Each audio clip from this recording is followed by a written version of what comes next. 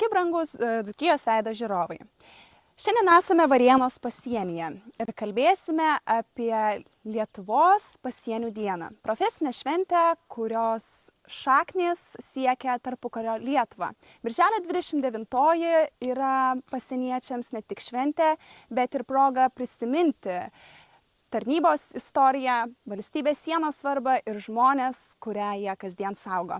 Tai šiandien mums apie tai daugiau papasakos Varėnos pasienio rinktinės vadas pulkininkas Virginijus Raugalė. Galbūt galite papasakoti, kada Lietuvoje pradėta minėti pasieniečių diena? 1920 metais vasario 1 dieną tuometinis krašto apsaugos ministras įkūrė taip vadinamą Parubėžinio pulką, kuris turėjo saugoti Lietuvos ir Vokietijos valstybės sieną. O 22 metais ministro įsakymu buvo birželio 29 diena paskelbta pasienio pulko diena. Ir nuo 22 metų iki 39 metų pasieniečiai šventė tą šventę, birželio 29 dieną. Atėjus okupacijai, žinoma, švenčių nebebuvo ir atkūrus nepriklausomybę 99 metais Lietuvos pasieniečiai pradėjo vėl toliau tą šventę minėti. Tai dabar nuo 99 metų kiekvienais metais, birželio 29 dieną, Lietuvos pasieniečiai susirenka skirtingame Lietuvos mieste ir minime šią gražią šventę. O sakykite, kokią reikšmę ši diena turi šiandien pasieniečių bendruomeniai? Nes, vis tiek, tais laikais buvo vienaip minima, ar ne, bet vis tiek laikas eina ir keičiasi, galbūt net ir tam tikros tradicijos, ar ne, galbūt galėtumėt papasakoti daugiau apie tai. Na, turbūt kiekvienas laikotarpis turi savo iššūkių. Nepriklausomybės pradžioje reikėjo gintis ir nuo priešų, saugoti ekonominę sieną. Atkūrus nepriklausomybę situacija irgi buvo panaši, buvo ir žuvę pasieniečiai, žinome Gintaro Žagunio žūtį, žinome 40 metų Aleksandro Barausko žūtį, pirmą okupacijos auką. Nuo dabar turime irgi savų iššūkių. Turime neteisėtą migraciją, kuri organizuota iš Baltarusijos pusės vyksta jau 5 metai, o ši diena mums leidžia prisiminti savo turbūt ištakas, savo profesiją. Turime galimybę pagerbti geriausius pasieniečius, apdovanoti juos ir paminėti savo profesiją šventę ir tuo pačiu pristatyti ją visuomeniai. O birželio 29 dieną bus minima Alytuje ši šventė, ar ne? Ir galbūt galėtumėte papasakoti, kaip šiemet Alytuje bus minima pasieniečių diena, ką esate paruošęs? Na, Alytuje šventė bus pirmą kartą organizuota. Tai jo, pirmą kartą, jį prasidės šventomis mišiomis Šventų Angelų bažnyčioje 11 val. Po to paradas eisena iki miesto Rotušės aikštės ir 12 val. Prasidės iškilmingas minėjimas. Tai visus miesto gyventojus ir svečius kviečiame tą dieną atvykti į Alytų ir pasižiūrėti mūsų renginio. O renginio metu mes apdovanosime geriausius pasieniečius, kursantams bus įteikti diplomai ir prisieks Lietuvos Respublikai. Taip pat gros policijos departamento orkestras, vaišinsime pasienietišką košę, taip pat kinologų pasirodymai, aviacija, visa kita dalis technikos bus, specialios paskirties kovas valdybos pareigūnų pasirodymas. Tai tokia graži šventė. O kaip buvo nuspręsta Alytuje ją rengti?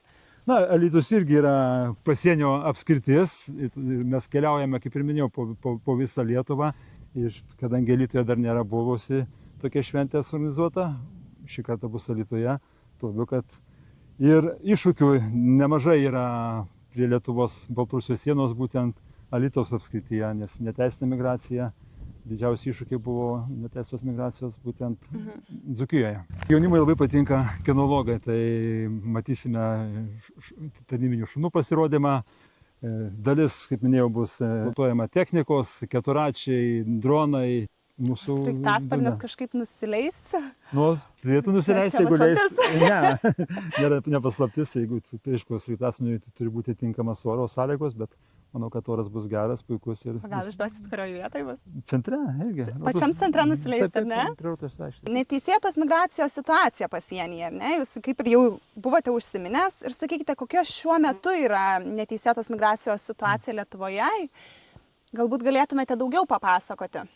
Na, neteisėta migracija kaip hibridinė ataka prasidėjo 21 metais, didžiausi iššūkiai buvo 22 metai, po to tie migrantų skaičiai jau mažėjo mūsų regione, bandymai kirsti sieną daugiausiai vykdavo buvo iš Baltarusijos į Lenkiją, iš Baltarusijos į Latviją. Šiuo metu, jeigu kalbant apie visą regioną Lenkijos, Lietuvos ir Latvijos, tai didžiausi iššūkiai dabar matome, kad yra Latvijoje ir daugiau migrantų bando patekti iš Baltarusijos į Latviją. Tai kiekvienais metais iššūkiai skirtingi yra. Tai šiuo metu daugiau antrinė migracija yra aktuali Lietuvai. Supratau. O kokie pagrindiniai iššūkiai tenka pasieniečiams? Šita dalis, jinai nėra pasakojama, ar ne? Dažniausiai mes visuomenė negirdime tos kitos uždangalos. Tai galbūt galėtumėte papasakoti. Na, tai iššūkiai saugoti valstybės sieną, užtikrinti valstybės sienos neliečiamumą ir kad nebūtų neteisėtų patekimų į Lietuvos Respubliką. Tai mes kol kas sėkmingai tos iššūkius įveikėme. Ar situacija skiriasi nuo ankstesnių metų? Jau, kaip ir žinome, galbūt paminėsite apie tai, kad 22 metais buvo didesnis tas skaičius, ar ne? Taip, tai migracijos skaičiai kintantis yra. Didžiausi buvo 21 metai, 22 metai. Įrengus fizinį barjerą, vaizdo stebėjimo sistemas, migrantams jau sunku patekti į Lietuvą, labai sunku patekti į Lietuvą, galima tai pasakyti. Tai skaičiai šiuo metu yra sumažėję, tačiau visada reikia būti pasiruošusiems, nes bet kada situacija gali pasikeisti. Čia kaip oras, niekada nežinai, kaip čia. Mes nematome, kas yra už tos tvoros tada. Kokias modernės priemonės ir technologijas šiandien naudoja pasieniečiai? Tai visame Lietuvos pasienyje su Baltarusija ar su Rusija prie išorės ES sienos yra įrengtas vaizdo stebėjimo sistemos. Mes matome kiekvieną valstybės sienos metrą. Prie sienos su Baltarusija fizinis barjeras, kuris neleidžia neteisėtiems migrantams patekti į Lietuvos teritoriją. Taip pat naudojama aviacija, dronai, tarnybinis šunys, visos kitos priemonės, automobiliai, viskas, ką reikia sienos apsaugai. Ar atsinaujinate, kas kiek metų atsinaujinate savo visas technologijas? Na, technologinis procesas visada vyksta. Įdiegus vaizdo stebėjimo sistemą po keletą metų jau būna pasenusi, reikia modernizuoti, tobulinti, tai tas procesas vyksta nuolatos. Taip pat ir automobiliai ir tobulėja, ir dronai tobulėja, visa technika tobulėja, tai tuo pačiu mes tobulėjame techninėmis priemonėmis. O būna tokių atvejų, kad numuša kamerą?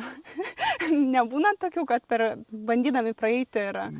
Numuša kamerą? Ne, tiesiog būna kartais, aišku, valstybės siena yra miškingame ruože, tai būna, kad gali užvirsti ir medis ant kameros, tai tokiu atveju pasitaiko, kad reikia tvarkyti fizinį barjerą ir techninės priemonės. O gerai, sakykite, kaip jos padeda užtikrinti efektyvią valstybės sienos apsaugą? Ar tie dronai, ar... Na, tai vaizdo stebėjimo sistema, tai mūsų akys, mes matome viską, kas yra prie valstybės sienos, tai be to būtų labai sunku laiku reaguoti, nes svarbiausias dalykas yra laiku užfiksuoti sienos pažeidimą ir greitai reaguoti į tą pažeidimą, kad neteisėti migrantai arba kiti pažeidėjai negalėtų praeiti. O sakykite, kaip tapti pasieniečiu, jeigu sugalvočiau, tarkim, kokius reikalavimus turiu atitikti, norint tapti? Norint tapti pasieniečiu, žinoma, visą informaciją galima rasti tinklalapiuose, bet jeigu taip trumpai, tai reikia būti Lietuvos piliečiu, 18 metų, mokėti valstybinę kalbą, turite atitikti sveikatą, turi fizinis pasirinkimas būti geras ir studijos trunka baigusiems turintiems vidurinį išsilavinimą trunka 10 mėnesių, turintiems aukštą išsilavinimą 8 savaitės. O kaip galima įgyti šiai profesijai reikalingą išsilavinimą, tai jau kaip ir minėjote, tikriausiai pasiskaitant puslapiuose. O sakykite, jūs kaip vadas, kaip jūs nedarbo aplinkoje minite šią dieną, nes vis tai yra jūsų šventė, jūsų profesinė, ar ne? Tai kaip jūs pats ją minite? Ar būna, kad su draugais gal susėdate? Na, visada šią dieną būnu tarnyboje, kadangi pasienietis, tai visada dalyvauju visada šventėse. O vakare? Vakare. Būna šventinis vakaras. Būna. Švenčiate, ar ne? Tai be abejo, kaip ir kiekvienas pasienietis.